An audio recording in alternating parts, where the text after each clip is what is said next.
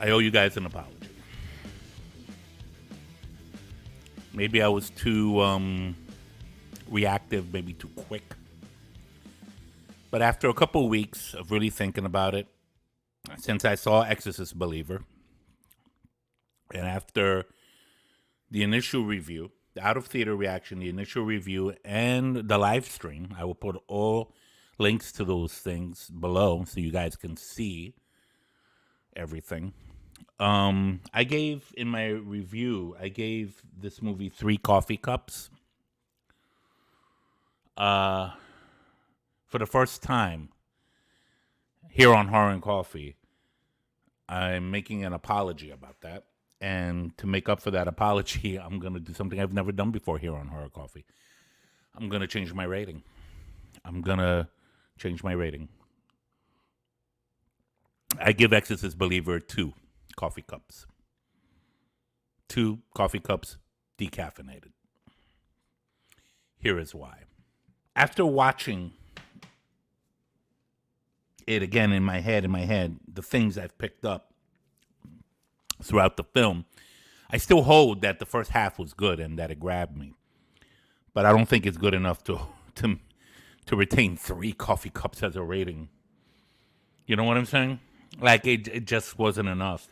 Because once they brought in Chris McNeil's character, and, you know, just to let you know, there's going to be spoilers here if you haven't seen the movie.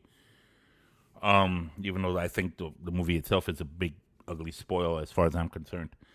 Ever since that happened, everything went downhill. And let me try to break this down, compressed in time as best I can. One, what they did with the character of Chris McNeil in this movie was a travesty to the. It's kind of, I kind of like akin it to Mark Hamill's character, Luke Skywalker. You know, here he is in the original trilogy, young boy, he becomes a Jedi, he saves his dad, and then we jump off to Episode 8, The Last Jedi, and all of a sudden he's like a shadow of his former self. That's kind of, it's a character assassination. That's kind of what they did to Chris McNeil here.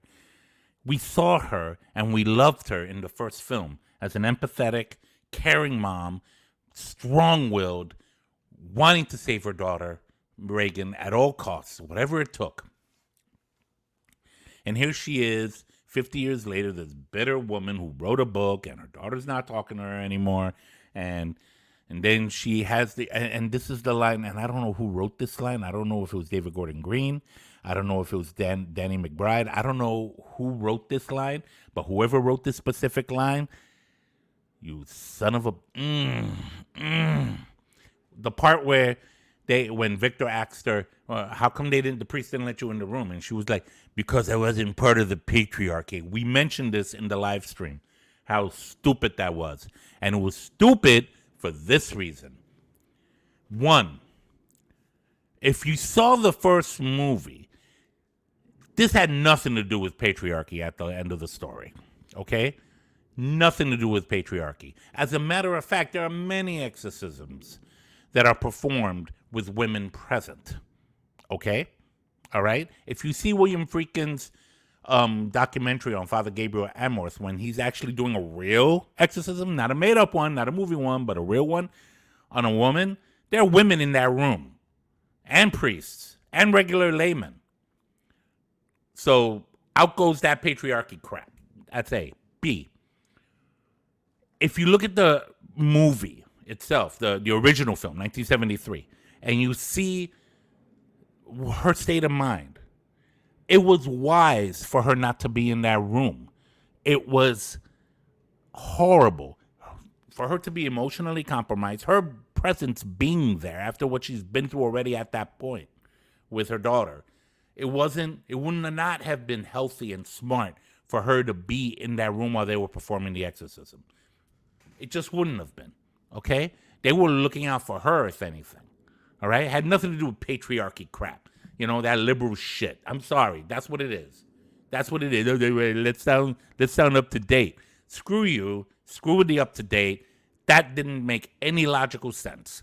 Okay, and logic trumps any kind of, worldview as far as I'm concerned.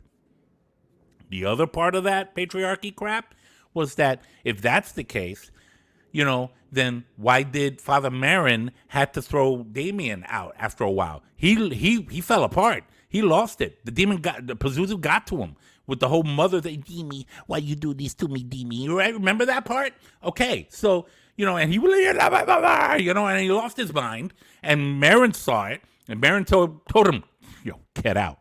He said it. He said, get out. Oh, what happened to the patriarchy then? Because he's got a penis, right? Well, that's what I'm talking about. He put him out the same reason why they wouldn't let Chris McNeil into the room for the exorcism to begin with.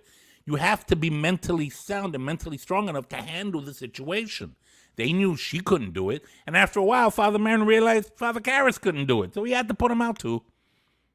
Third reason, I didn't even count the reasons, but patriarchy, what we got in Exorcist Believer was a woman who was apparently not grateful to these two men who not only went out of their way to help her, a total stranger, but literally both of them gave their lives to save her, particularly Father Damien, who had the demon go into him to get it out of her, and then he throws himself out the window, down those steps.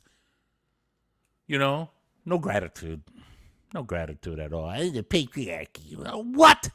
The real Chris McNeil from the real Exorcist film from 1973 would never have said that, would never have thought that, would never have felt it. Nothing like that. But they created this, old woman that the patriarchy. Get out of here. All right, that's one. Here's another thing, and I mentioned this in the preview in the spoiler stream. It was a whole faith-based mess, okay?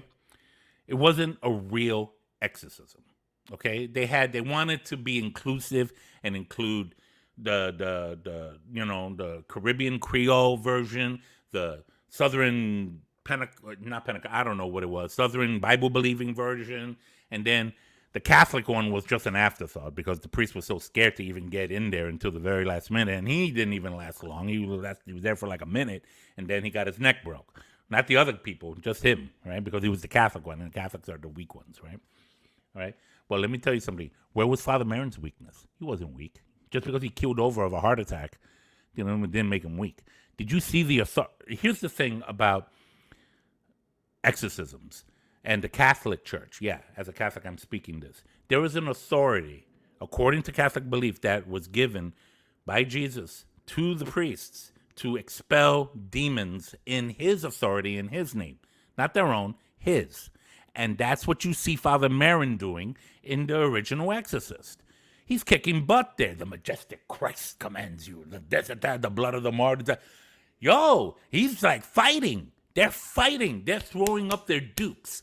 And that was awesome. That was dramatic. That brought a sense of holy, boy, this is going down.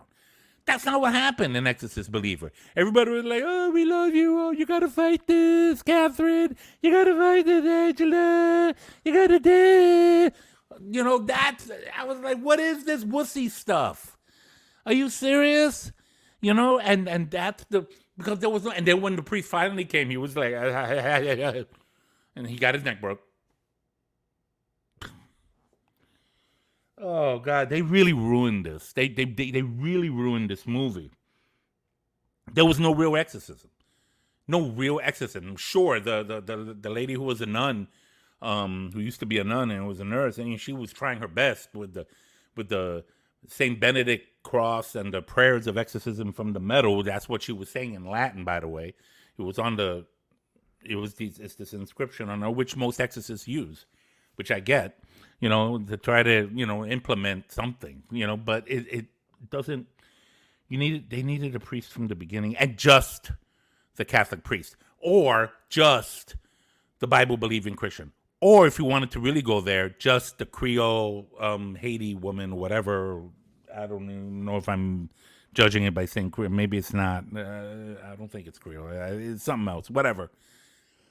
Voodoo or Eastern Caribbean mix of religions, because it's like a soup, there. So there's different things going on there. I don't know. It started good and it did horribly, but I give it 2 coffee cups. It doesn't deserve 3. As a matter of fact, now that I think about it, I don't think I'm going to buy a copy. I know I mentioned I was going to buy a hard copy of it. I don't think I'm going to do it. I hope to God they do not make another part of this. I know they were going to make 3 movies. I hope they scratch that. I hope they just leave this alone. Because if you're not going to do something right, if you're not going to honor, and people are, you comparing it with the first one, everybody compares a movie with its sequel. People were comparing David Gordon Green's Halloween 2018 to 1978. Aliens was compared to Alien 1. Some people think Aliens was better. I'm one of those people. Alien was perfect.